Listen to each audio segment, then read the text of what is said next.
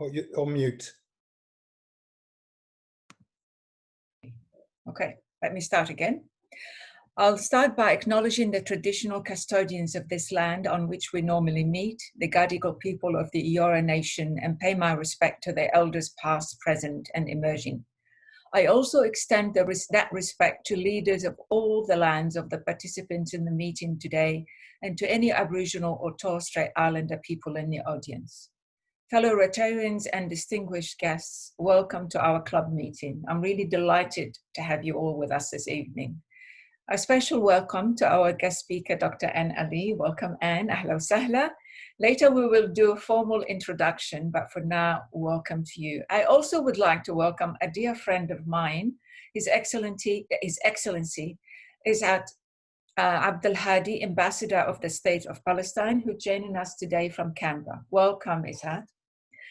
And but for now, welcome to all of you. Before I start, today is a special day in the history of Sydney. Today we celebrate the 20th anniversary of the Sydney Olympic. 20 years ago, Catherine Freeman, a proud Indigenous Australian athlete, lit the Olympic cardillon, marking the opening ceremony of Sydney 2000. Games that celebrated not only sports achievement, but also unity, forgiveness, resilience, and innovation. As we saw, particularly in the opening and closing ceremony, a considerable effort was made by the Sydney Olympic Organising Committee to involve First Australians. As a result, one of the most powerful and enduring themes of the Games was Indigenous Australia. However, today, in the era of Public Lives Matter, nobody could claim that Sydney 2000 had a transformative impact on Indigenous people's future. But its legacy that any representation of Australia must always have a deep, serious Indigenous presence should not be underestimated. We move on now to our member induction. So do we have Antonio online? I don't think we have. We'll proceed anyway. Inducting a member is a significant event in our Rotary meetings. So today it gives me a great pleasure to induct as a member of Rotary Club of Sydney, Mr. Thomas Anderson, Chief of Staff, Parliament of New South Wales. We'll call you Tom. Tom is, you have been recognized as having the qualities of leadership and character required of Rotarians. In Rotary clubs around the world, men and women are making a difference to the quality of life of others by accepting the challenge of volunteer service through their local Rotary club. You have become Rotarians because your peers believe you to be worthy representative of your vocation and to possess qualities of leadership and character that will permit you to exemplify the true spirit of Rotary in your public, business, social, and private life. Your fellow members accept your assurance that you will serve diligently in your club, your vocations, your community, and in the cause of international understanding, goodwill, and peace. The community will know and judge Rotary International and this Rotary Club by the example of character and service you provide. We are confident that our club spirit and service will be strengthened by your association and contribution. Today, your fellow members are happy to welcome you to membership of this Rotary Club and urge you to embrace the international friendship of Rotarians. Normally at this moment, Tom, I would put the pin, give you the pin and this certificate in person. But during these circumstances, we'll send you the pin and the certificate in the mail.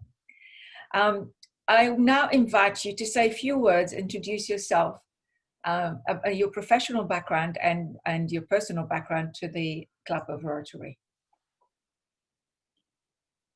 You're on mute, Tom.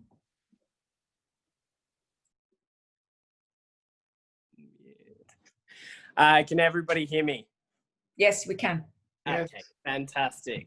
I just wanted introduce myself. Everyone can call me Tom. I'm Tom Anderson. Rotary is something I have been thinking about getting involved in for quite some time.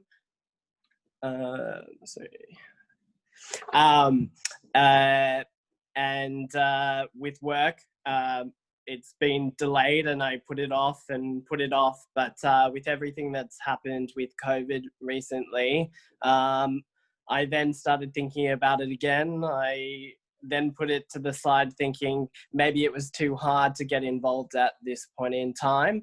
But then I thought about it a bit more as well and thought, if anything, with the experiences that everybody's having with COVID, that's more reason than ever to sign up to Rotary and get involved and to help those that need it. So that's inspired me to get involved. And I'm hearing everybody talk this evening makes me feel assured that I've done the right thing, that I'm joining a group with like-minded people that care about the community and want to do all they can to make a real tangible difference. So it's really exciting, and hopefully in the not too distant future we can meet in person and get to know each other better. You also mentioned maybe say a little bit about professional background. I've always been fascinated by politics and the platform to make change. My mother had always, who I know, I'll just do a shout out, is watching me being inducted this evening, has always been a community-minded individual. She's also gone to work in local government and she's now a mayor of the council that she works on. And that's always been really inspirational to me, how you can use platforms to make a difference to help people. So I've had a great role model in her. And I studied communications and political science. And I've been fortunate to work in the federal parliament and now in the state parliament. And I just love every day that the fact that I can put in a little bit more effort, that I can get an outcome for people that they may not otherwise have been able to obtain. So that's all from me. Thank you, Tom, and welcome, Mayor Anderson. I'm glad you joined us today to join with us celebrating the induction of your son, Tom. Now, fellows and guests, can I please ask you, normally we'll ask you to stand, but I would not risk it on Zoom, to join with me to the club by in welcoming welcoming Tom into the Rotary Club of Sydney and into the Worldwide Fellowship of Rotary. Please join me in that. Welcome, Tom. Really, really welcome you to, and hope to see you many, many times in our meetings. And you're welcome to join any of our committees. We invite you to join. We ask you, we encourage you to join as well. Thank you. Now we move to our formal part of the, as well, another formal part of the evening, which is welcoming our guest speaker. So I'm really honored and delighted to introduce our guest speaker, Dr. Anne Ali. In 2016, Dr. Anne Ali was the first Australian Muslim woman to be elected to federal parliament, representing the electorate of Cowan in Western Australia. Dr. Ali is internationally known expert in counterterrorism and counter-radicalization, who has published over 100 articles and books on topics related to terrorism and international security, and is the founder of Australia's first non-government organisation to combat violent extremism. It's called People Against Violent Extremism. In 2011, Anne was inducted into the WA Women's Hall of Fame. In 2014, she was named one of Australia's 100 most influential women by the Financial Review. In 2016, she was awarded the InStyle Women of Style Award in the category of Community and Charity. Also in 2016, Anne was nominated for the Australian of the Year and received the prestigious Australian Security Medal. Today, Dr. Ali will speak about her journey thus far. Her talk is based on her book, Finding My Place, From Cairo to Canberra, the irresistible story of the irrepressible woman, and she is indeed irrepressible. Ladies and gentlemen, I give you Dr. Anne Ali. Thank you, Anne. Thank you so much, Fatima, for that beautiful introduction. Can I also start by acknowledging the traditional owners of the land wherever it is that we meet, and pay my respects to their elders past, present and emerging as well. I'd like to thank the Rotary Club of Sydney for inviting me to speak this evening. I had a look at the list of previous speakers, and I must say I felt quite honoured that you asked me to speak when you have had such esteemed speakers speak in the past. I'd also like to acknowledge the incredible work that the Rotary Club does. I've been fortunate enough to have a lot of dealings with Rotary over the year, and the difference that Rotary makes to people's lives in the world cannot be underestimated. So I'd really like to acknowledge that work. It's just wonderful to see quite a few familiar faces here. I'll just say hi to Charlie. Hi, Charlie, and hi to Rabbi Zalman Castle, and of course to my dear friend, His Excellency Izzat Abdul Hadi. I'd like to congratulate Tom on being inducted today, and to also say hi to Tom's mum, Mayor Anderson, and to commend you on your son, who said some beautiful words there about you, and about you inspiring him. Unlike Tom, I have never been fascinated by politics, but we'll get to that bit in a little while as well. And I'd also like to say hello to Rachel in Kenya. I've also been to Kenya working with the United Nations there on radicalisation in Africa, and I have some beautiful memories of that part of the world as well. Hello, Hi, Rachel. So I'm going to, I guess, talk a little bit about my journey to politics. And I think that you'll hear a lot of people who are in politics say to you that they didn't come to politics in the usual way, that they don't come from a political family, that they're not part of the political class. And over the last 4 years that I've spent in Parliament, I've actually heard that quite a bit. It's kind of almost a thing that when you get there, you say, hey, I'm here, but I didn't mean to be here. And it's got me thinking about, well, what is the typical political pathway, and what does it mean to be part of the political class? So I'm going to leave you to judge whether or not I'm from that typical class, or whatever that means to you. And I'll start at the very beginning, which is 1967 in Egypt, which is the year that I was born. Just a few weeks short of the humiliating defeat of the Arab forces against Israel in the Sinai Peninsula. That event came to be known as the Naksa, or translated from Arabic, the setback. And it was in that context that my birth and my first few weeks of my life became defined. I didn't really know the impact that had in the region and in Egypt until many years later, when I read an article the year that I turned 40. And the title of that article, it was an article written by a dear friend of mine, Mona El-Tahawi, who I went to university with in Egypt. And the title of that article was Children of the Naksa Turn 40. And it was reflecting on the Naksa and the impact that event had on the lives of my generation, the generation of children born in 1967. And got me thinking about, what does it mean to be a child of the Naksa, to be a child of the setback?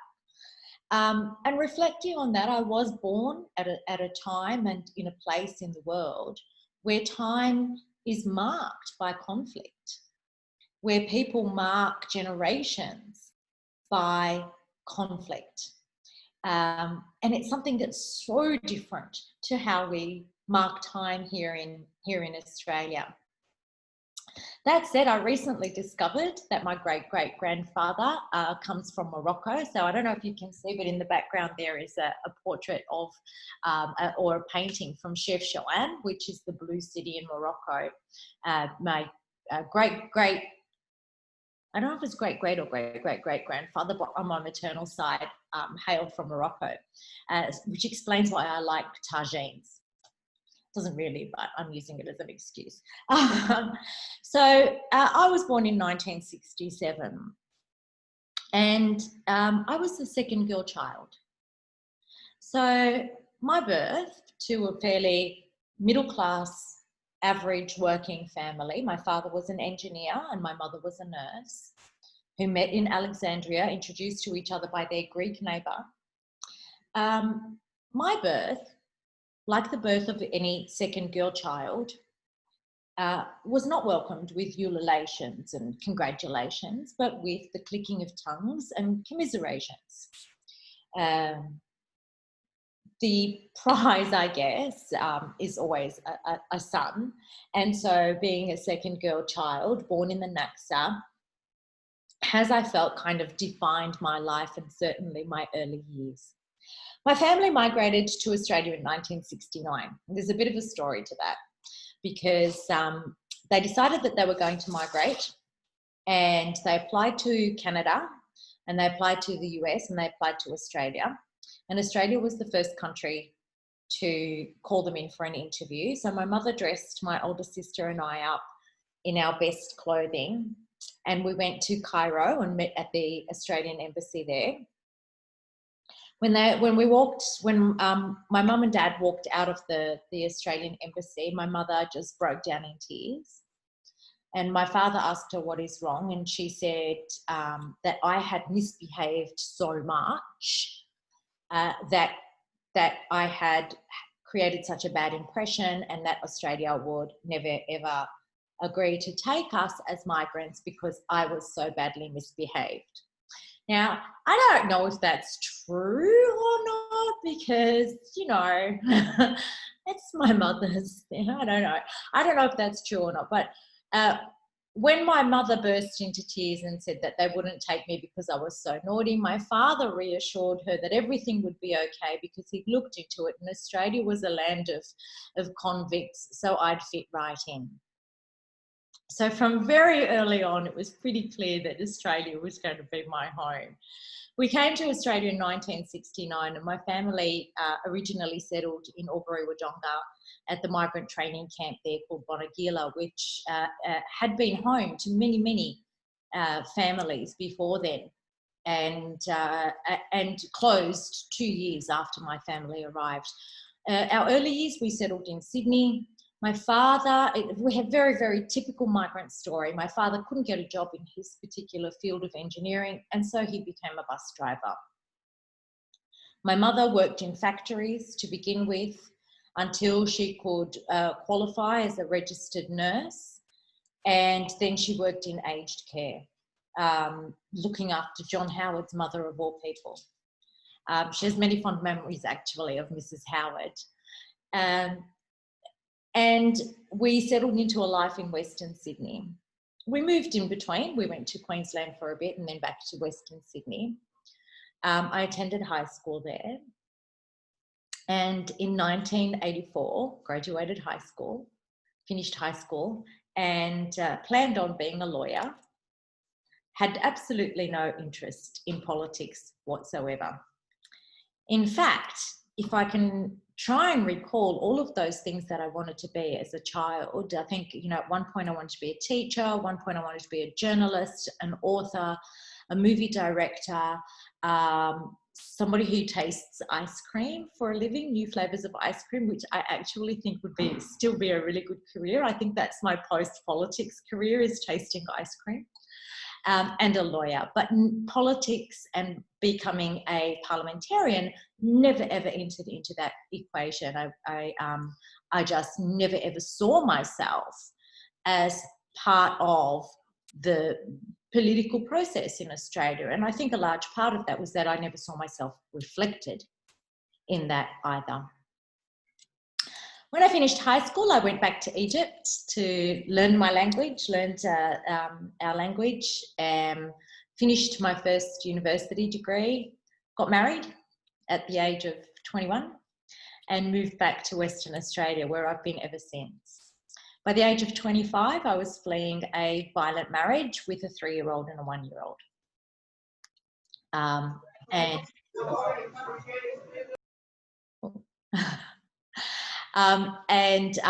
Was a single mother with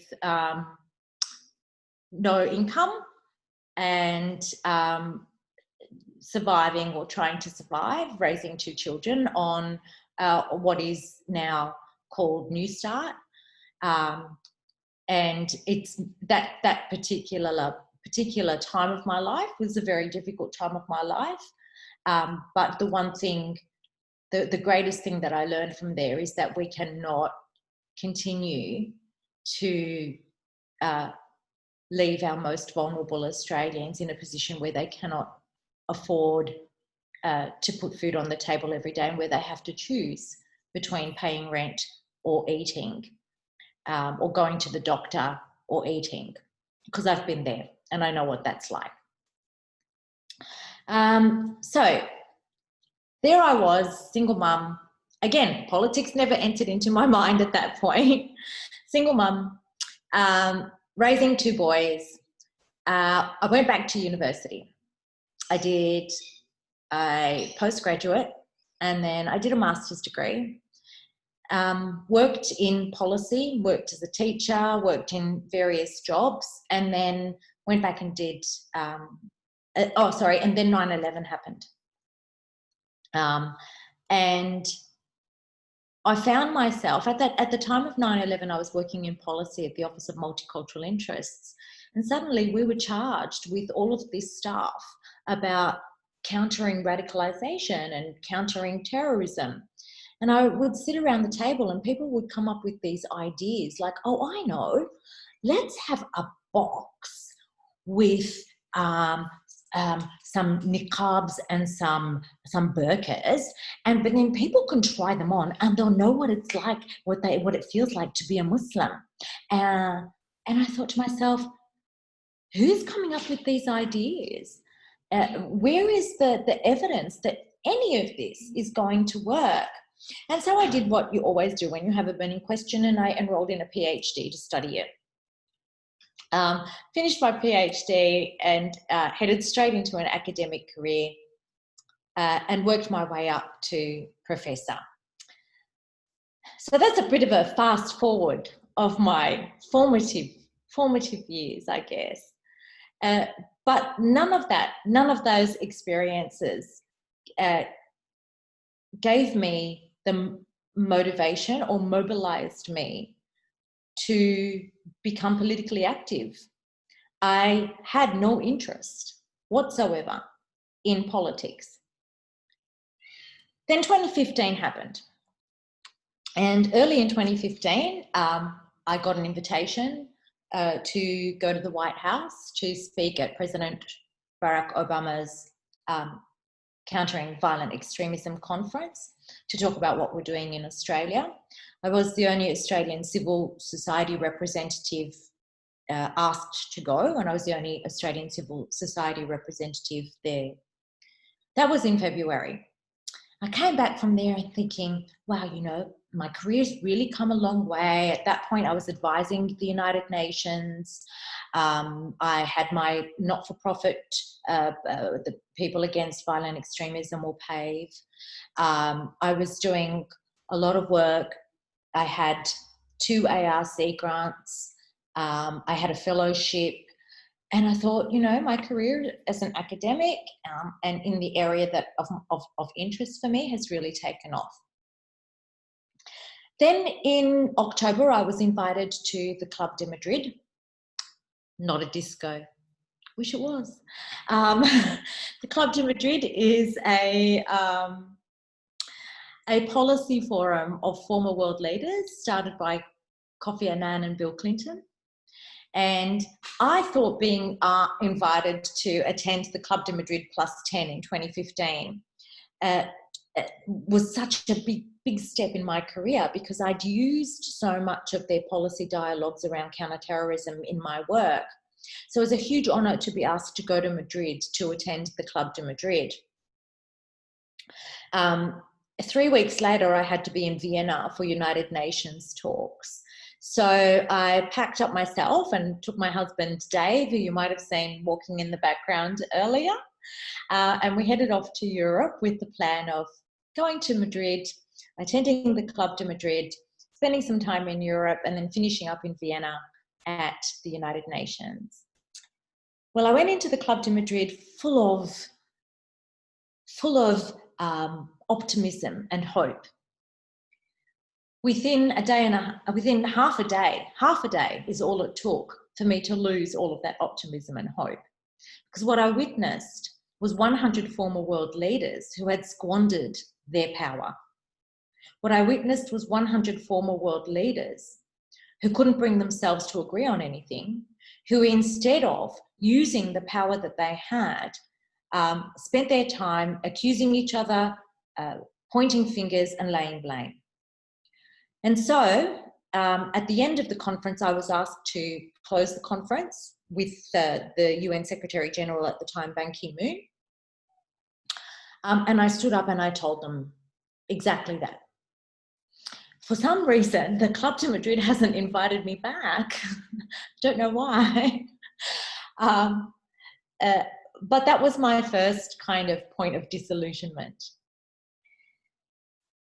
We then we did a trip around Europe, and then 3 weeks later I was in Vienna at the United Nations. And again, I went into the United Nations full of hope and full of optimism. I was there as the Australian representative. We were talking about the judicial response to terrorism. And in the 3 days of talks, we resolved to write guidelines for member states on the judicial response to terrorism. But I walked out of there on the 3rd day, and it was a cold evening. I think that winter was one of the coldest winters that Europe had seen for a long time. It was a very cold evening, and the sky was grey, and somewhere in the distance, the Christmas marketers were setting up their markets. My husband, David, stood on the steps waiting for me, warming his hands. And as I approached, he took my hands to warm them as well, and he said, "Are you done?" And I said, "I am completely done." And he said, "What do you mean?" I said, "Well, all of these talks, I travel the world, I meet with former prime ministers and former presidents and current prime ministers and current presidents. I attend all of these dialogues. But I know that I'm going to go home to Australia and nothing's going to change because there is no political will." And he looked at me and said, "Well, what are you going to do with your life now?" I said, "Oh, I don't know. I'll figure it out." So on the way back from Europe, we stopped off in Bali, as you do. And I was lying by the swimming pool when I got a phone call from a number that I didn't recognise. And shortly after, I got a text message that said, "Hello, Anne, this is WA Labor. Please give me a call. Please give us a call when you can." It was the president. Now, as I mentioned, I had no interest in politics. I knew nothing about politics at all. But my son was Young Labor and had joined Young Labor as a university student when he first started uni. So I rang the only person I knew who would know anything about this mysterious phone call. I rang my son.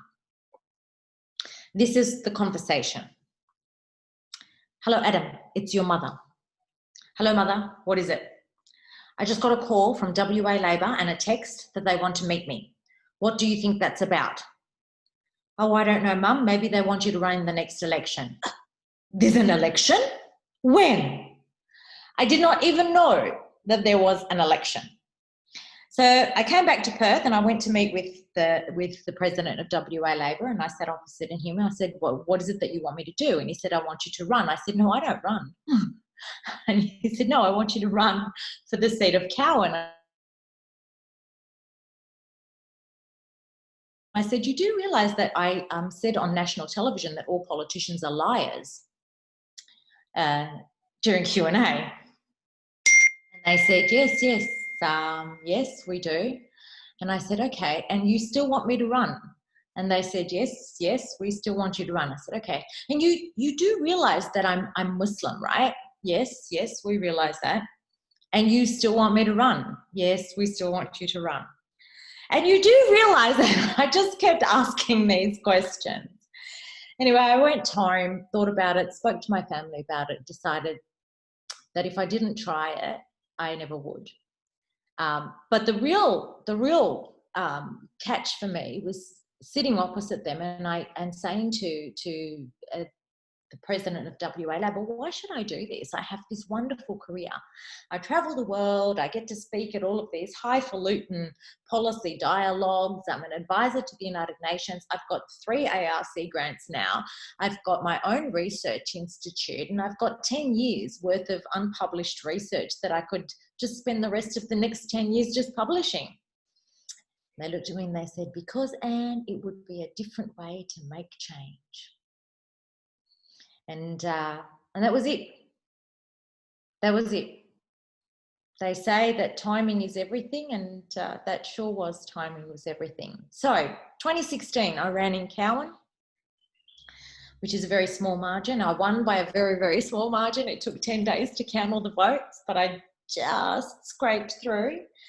2019, I scraped through again. And yes, I was the first Muslim woman in Parliament. At my first speech, I looked up into the gallery and there was a rabbi, a sheikh, and a priest there for my first speech. It's a sight that I will never, ever, ever forget, but I think it was a pretty momentous occasion in Parliament. I didn't really pay much thought to the fact that I would be a first in Parliament. It seemed that the media paid more attention to it. I must say I'm also the first Egyptian born, the first graduate of Edith Cowan University, the first person with a PhD in area of expertise in counterterrorism, the first person with the Australian Security Medal, the first professor, female professor. What else? There are so many other firsts that I am the first of, but the first Muslim woman seems to trump all of them. And so I didn't really pay much attention during the election campaign. It wasn't until after I was elected that the enormity of it actually hit me. And that was because I would have a lot of mothers phoning me.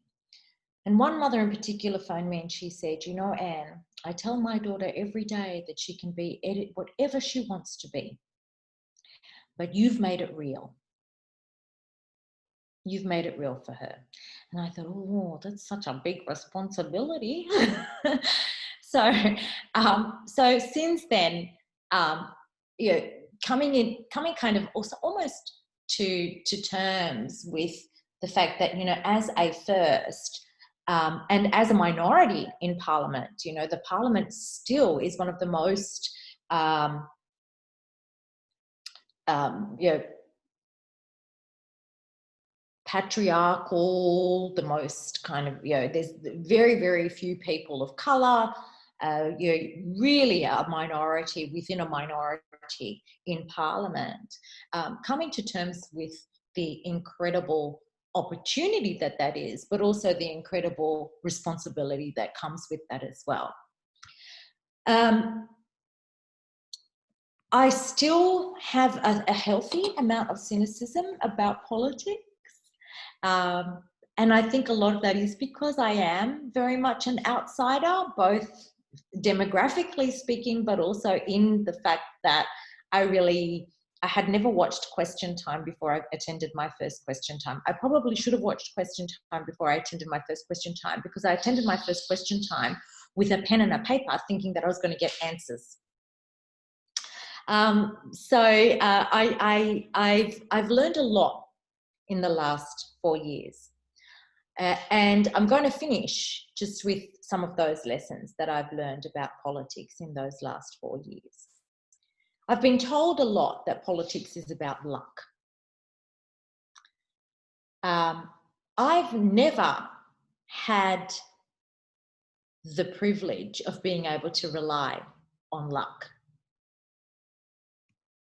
People like me, we don't get that privilege. We have to work hard for everything that we do.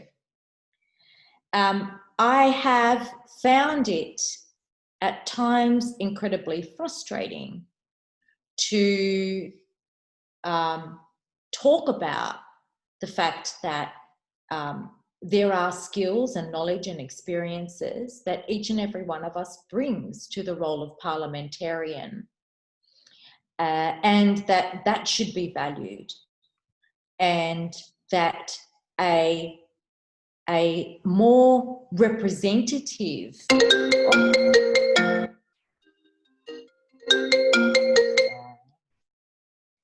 sorry, that's my sister-in-law calling me. I'll have to call her back. Sorry, Dave, yeah. Can you call Bassina and tell her that I'll call her back, please? Yeah. Thank you.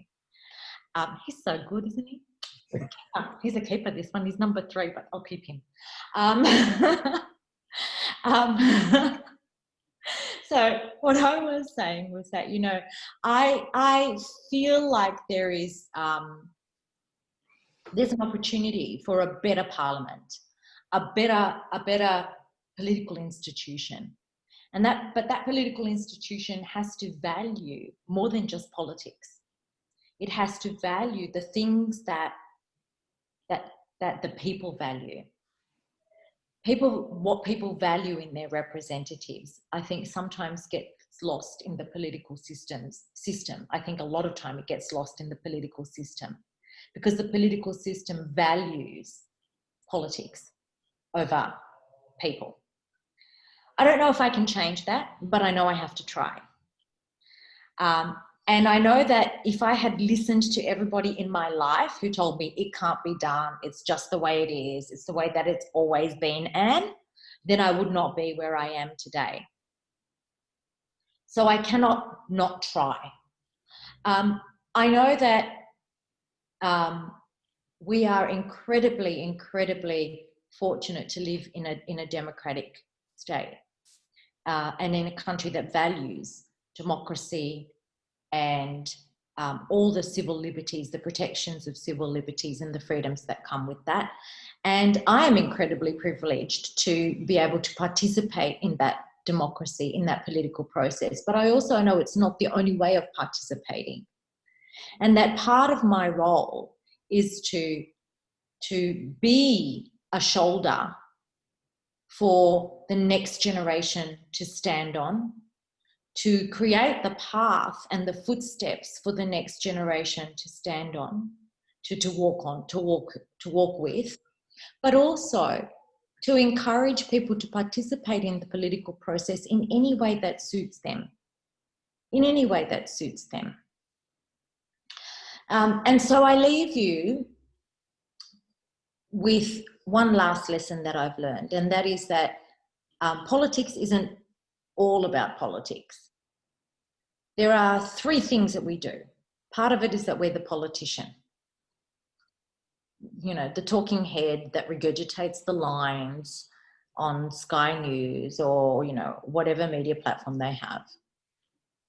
The other part is the parliamentarian, and that's the part that I love. The bulk of the work that we do in Parliament is policy work, policy development and committees, working on those things. And the third part is also the part that I love, and that's being a community person, being out there in the community, connecting with community, you know, finding that human connection that you have. And I have to thank Zalman Castle, because I know that he does a lot of that work, and we've spoken a lot about connecting at a human level, human to human connection. I think that's such a powerful thing. Very early on, I was sitting down watching television with my husband, and I watched a politician, I won't say who, go up to somebody, shake their hand and say, "Hi, I'm so-and-so, are you going to vote for me?" And I turned to David and I said, "If I ever become like that, you need to tell me, because that's the time that I'm going to, that's my time to leave." So I hope that I can continue to keep that balance where the politics of politics is the least important thing, and I keep a focus on the most important things, which is having that human connection and doing that policy work.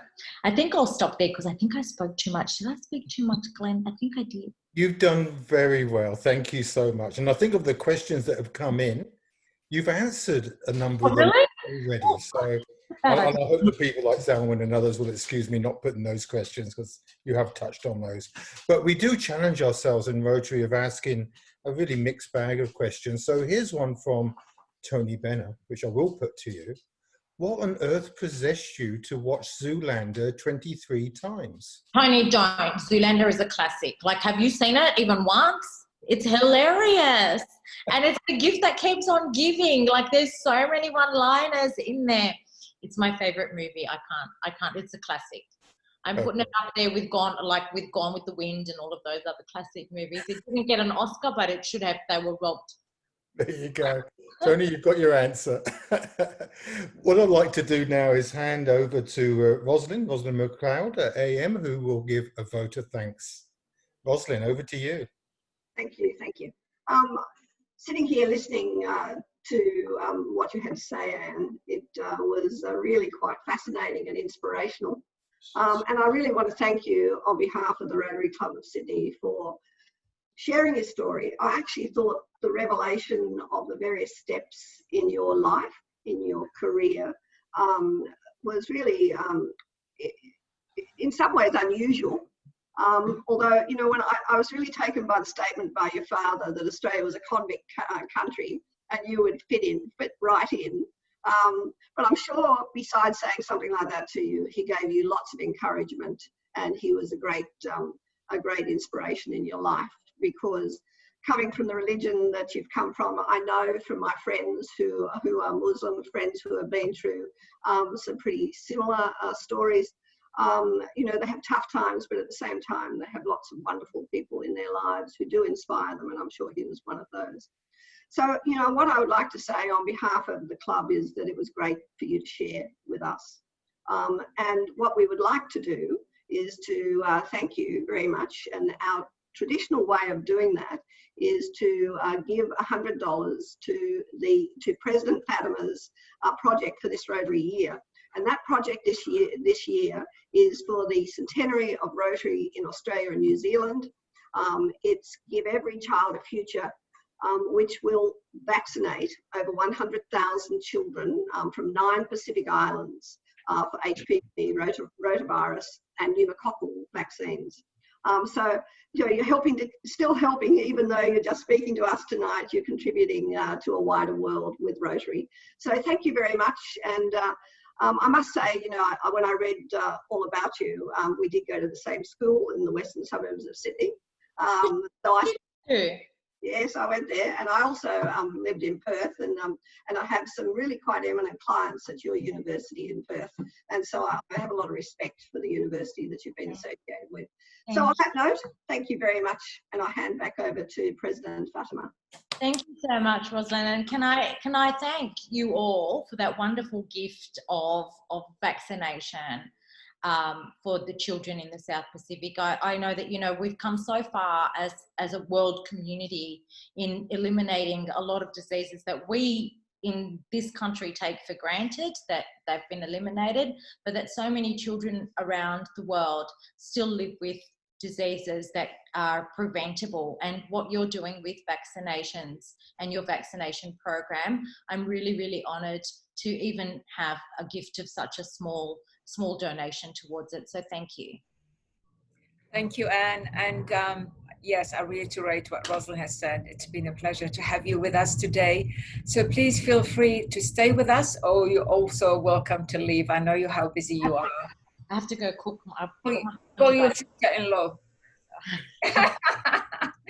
Bye-bye. Ma salama. Thank you so much. Thank you so much. Bye-bye. Bye-bye. Thank you. Bye. I think now we will induct, thank you, Rosalind, we will induct our second member. I think he was delayed for other reasons, but do we have Antonio with us? We do. Yes, good evening. I'm sorry, I'm just sitting in the car, so I can't get the video to work, but That's okay. but yes, I'm here. That's okay. Well, thank you for joining us, and sorry about your reason for the delay earlier. We won't mention it, but I understand it was beyond your control. So Thank you. it gives me, Antonio Gilanozzi, it gives me a great pleasure to induct you as a member of the Rotary Club of Sydney. You have been recognized as having the qualities of leadership and character required of Rotarians. In Rotary clubs around the world, men and women are making a difference to the quality of life of others by accepting the challenge of volunteer service through their local Rotary club. You have become a Rotarian because your peers believe you to be a worthy representative of your vocation and to possess qualities of leadership and character that will permit you to exemplify the true spirit of Rotary in your public, business, social, and private lives. And before I continue, I forgot to mention that Antonio is an Honorary Consul General of Namibia.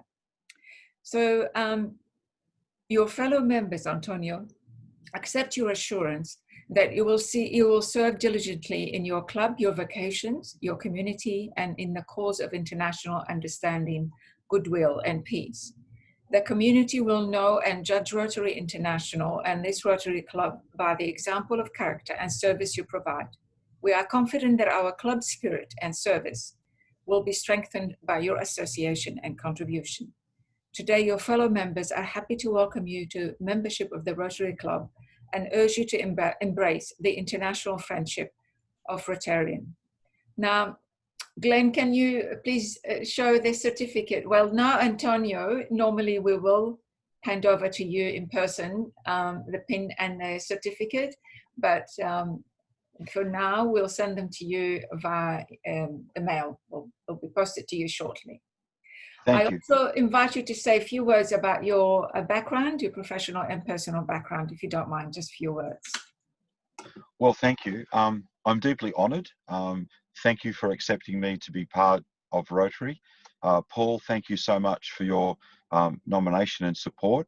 Over the years, I've seen on many occasions the outstanding work that Rotarians do around the world. It seemed a fitting time, and I was ready to also be able to play a more intimate role at Rotary of Sydney, or the Rotary Club of Sydney. And so for me, I'm very, very excited to be a part, and you can count on my pledge to perform in a manner that's responsible and within the guidelines that you would appreciate me having to do. So from that perspective, again, I'm deeply humbled, and thank you so much. From a career perspective, I've been a long-standing Honorary Consul of Namibia since around 2008, and my journey with Namibia commenced a long time before that. Originally, I was involved as their attaché for the Olympic Games in 2000, the Rugby World Cup in 2003, and then things evolved, and I was sort of unofficially representing them in Australia until my formal appointment. And it's been a wonderful experience. And I'm sad that travelling there at the moment is a little bit difficult. But Namibia has grown as a Commonwealth country, and playing a very small part in that has given me many, many, many memorable moments and also experience. And through that, I've met some fantastic people in the Consular Corps. And Paul, I'd like to singly say that our friendship has been terrific, and thank you so much for your support. Just serving on that realm in terms of the consul role obviously has its challenges, and it's taught me a number of very important things. Apart from that, I've acted as a director on a number of companies, and you might see on my resume that I'm involved in golf. And so for around 24 years, I've owned a company called Piranha Golf, which is an Australian founded company owned by Australians. And I believe, as has been told to me, it's the only Australian manufacturer of golf clubs left. It's a tough market, and I guess we are somewhat of a disruptor to the major brands, but the golfing industry has been a wonderful thing that I've had an interest in for quite some time. And I try to support as many junior players as possible through that development. And we've seen golf evolve, and we've seen some fantastic world champions and very capable players around the world. And of course, even in districts, we've seen people enjoy a little bit more exercise and whatnot. So we have good relationships with the PGA, etc., and that's been great. But I've used Piranha Golf over the last decade to do a number of charity-related works, some of which have been many Rotary days across Australia, and it's been an absolute joy and pleasure to donate goods and services to those events to raise money for very, very good causes, and that will continue to be one of the key goals for Piranha Golf over the next decade. So that's just been a very wonderful thing to be part of, and in an unconditional way, it's sort of being able to provide me with an opportunity and an outlet to show support to valuable charities, etc. Prior to that, I sort of had a real job, and I was a former partner of Deloitte's, and I ran their global environmental services group for a number of years, and that was an interesting time because at that time, environmental services were not quite what they are today. So it was a challenging period. And then before that, I'd spent quite a lot of time in the financial services industry and was a corporate treasurer of a merchant bank, an international merchant bank, for a number of years. But that seems so long ago that I probably will forget all the finer details. But look, it's been an interesting career, and I feel ready to obviously work hard and achieve some other objectives over the next decade. And again, I'd like to say thank you for the opportunity to be a part of a great Rotary club. Thank you, Antonio, for sharing with us this interesting background, and we're excited to have you. So let's now, fellows and guests, can you please join with me in welcoming Antonio into the Rotary Club of Sydney and into the Worldwide Fellowship of Rotary. Welcome, Antonio. Thank you so much. You're now a member. We look forward to your attendance and joining us in meetings and other activities of the club. Welcome on board. Thank you. Over to you, Glenn. Okay, I've been seeing if I can get Jeffrey Little off mute, which shouldn't be a problem, but somehow it's not happening. We are 7:30 now, so I was just wondering if in the interest of time... Are you with us now, are you? You might have to make it very short. We will. Yes. Okay then, Jeffrey, I'll summarize the questions. Maybe just very briefly, your background, because we know you have a very interesting one, and of your many years with Rotary, could you just quickly give us one experience that really stands out in your memory? Thank you, Glenn, and everybody. Thank you very much. I'm very honoured to be the Rotarian of the month. A big surprise to me, and I'm now sitting in the car park in Karingal pub down in Wagga. So, and I got my video working, as you can see. I think I'm on, aren't I? Nope. Everybody? Voice only. Can you see me? Only voice. Well, I was No on voice, before. I could see both. But that's okay. Let's hear your voice. Can you hear my voice? Yes. Okay. All right.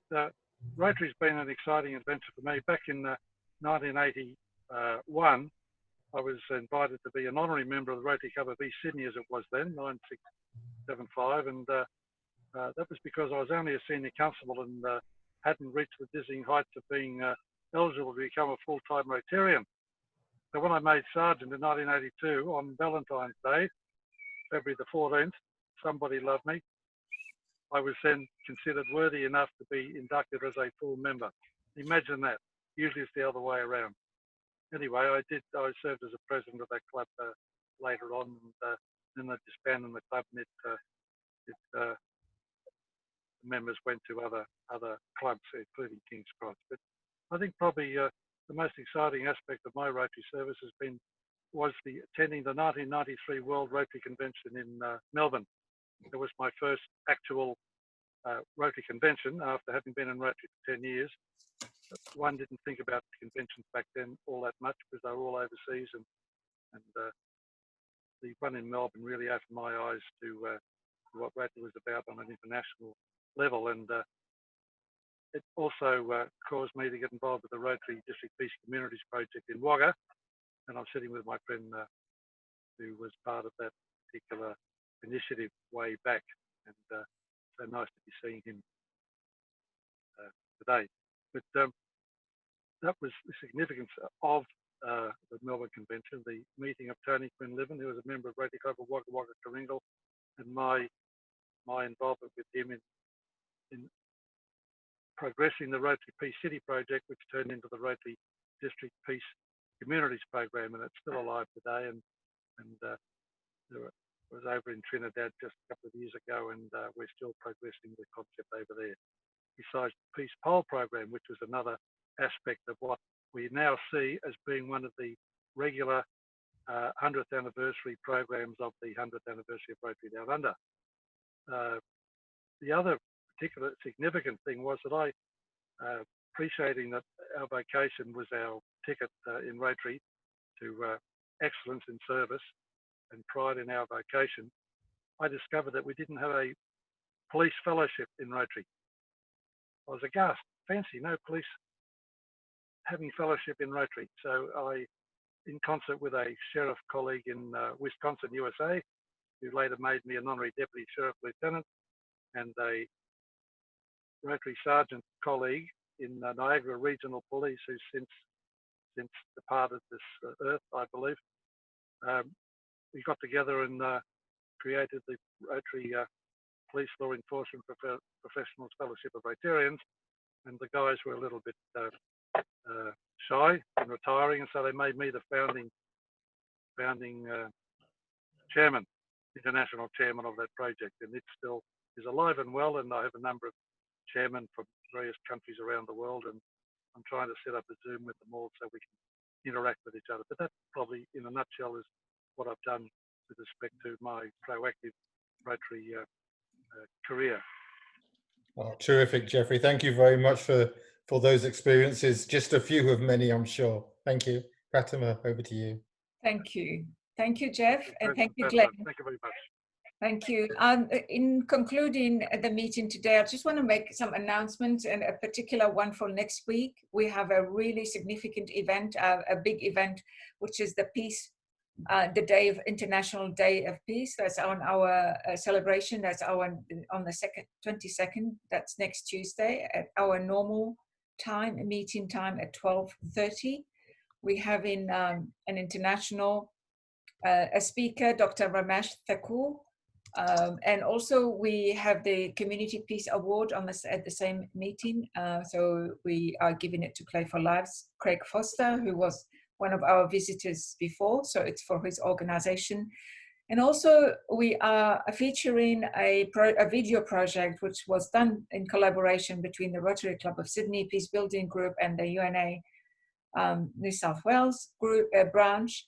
The video has 25 people, really well-known people who give a short messages about what peace means to them and their perspective on peace. You'll be surprised of the quality of the speakers, and so we invite you all to attend next week. It's a big event, and it's really important that we have your support. It's on our website, it's on Facebook, and every avenue you want on different platforms. Share the program. May I plug something for Friday, please? Yeah, Friday there is, I'll say that later, but let me say this one first. I will talk about that one. Thank you, Jeffrey. So I really encourage you all to promote this event. It's very important on our calendar, particularly to celebrate our Community Peace Awards. So share it as much as you can. This Friday, we have our normal lunch at the Castlereagh Hotel at 12 o'clock, so 12:30. So please be there if you wish. It'd be nice to see you all. And yeah, the Spring into Alice virtual Rotary Zone 8 conference is on as well this weekend. If anyone wants the link, we can provide it, and I think Tony has provided it as well in one of our communication. Apart from that, have a lovely week ahead, and if you wish to stay for the fellowship, please do.